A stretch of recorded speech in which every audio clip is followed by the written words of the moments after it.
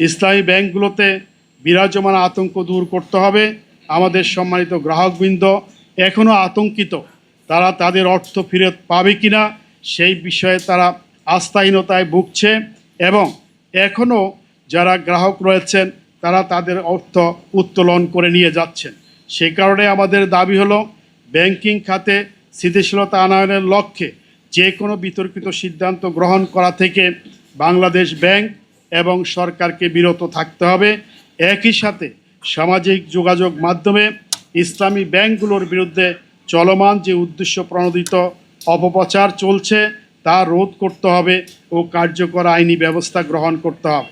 আপনারা জানেন যে ইসলামী ব্যাংকে যারা অবৈধভাবে নিয়োগ পেয়েছে তারা বিভিন্ন অপপ্রচারে লিপ্ত হয়েছে ইসলামী ব্যাংকের বিরুদ্ধে, সেটাকে বন্ধ করার জন্য সরকারের পক্ষ থেকে কার্যকর ব্যবস্থা গ্রহণ করতে হবে। আমাদের পঞ্চম দাবি, ব্যাংকের লুণ্ঠিত অর্থ উদ্ধার করতে হবে ও এস আলমের সম্পদ বাজেয়াপ্ত করতে হবে। একটি বিশেষ টাস্ক ফোর্স গঠন করার মাধ্যমে বিদেশে পাচারকৃত অর্থ দেশে ফিরিয়ে আনার ব্যবস্থা করে ব্যাংকের দায় পরিশোধ করার ব্যবস্থা করতে হবে। অর্থ ঋণ আদালতে বিশেষ সেল গঠন করে লুটেরাদের সমস্ত স্থাবর অস্থাবর সম্পত্তি বাজেয়াপ্ত ও বিক্রির মাধ্যমে ব্যাংকের দেনা পরিশোধের ব্যবস্থা করতে হবে। অর্থ ঋণ আদালতে লুটেরাদের বিচারের ক্ষেত্রে উচ্চ আদালত থেকে যেন কোনো প্রকারে স্টে অর্ডার স্থিত অবস্থা বা আইনি সুবিধা না পায় সেই জন্য প্রয়োজনে দ্রুত আইন সংশোধনের ব্যবস্থা করতে হবে।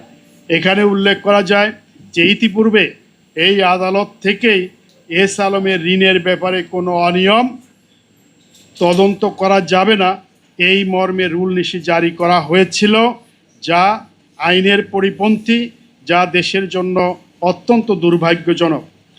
আমাদের ষষ্ঠ দাবি হলো লুটেরাদের পুনর্বাসন রোধে আইন করতে হবে।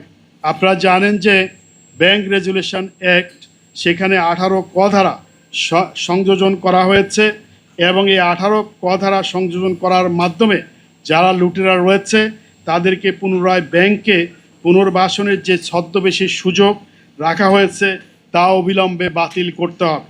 বাংলাদেশ ব্যাংকের ডেপুটি গভর্নর আমাদেরকে বলেছেন যে 18 ক ধারা বাতিল করার জন্য প্রয়োজনীয় ব্যবস্থা গ্রহণ করবেন। আমরা অবিলম্বে এই 18 ক ধারা বাতিল করার যে বাস্তবায়ন সেটা দেখতে চাই।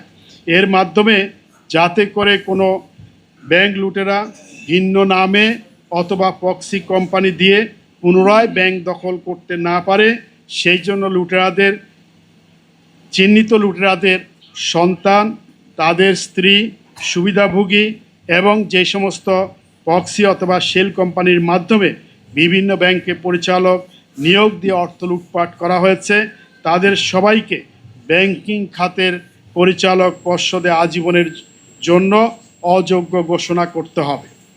আমাদের সপ্তম দাবি হলো সংসদীয় যে অসত্য বক্তব্য তা প্রত্যাহার করতে হবে।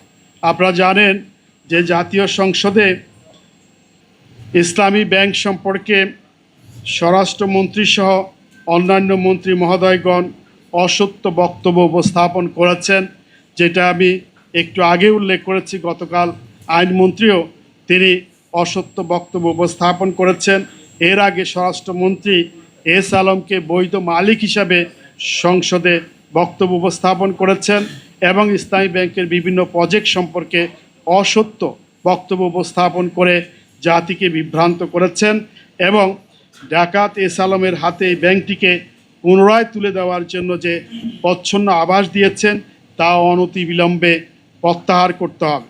সুস্পষ্ট ঘোষণা দিতে হবে যে এস আলম কোনো অবস্থায় যে সমস্ত ব্যাংক লুটপাট করেছে, বিশেষ করে ইসলামী ব্যাংকে কোনো অবস্থায় প্রবেশ করতে পারবে না, এই নিশ্চয়তা জাতিকে দিতে হবে।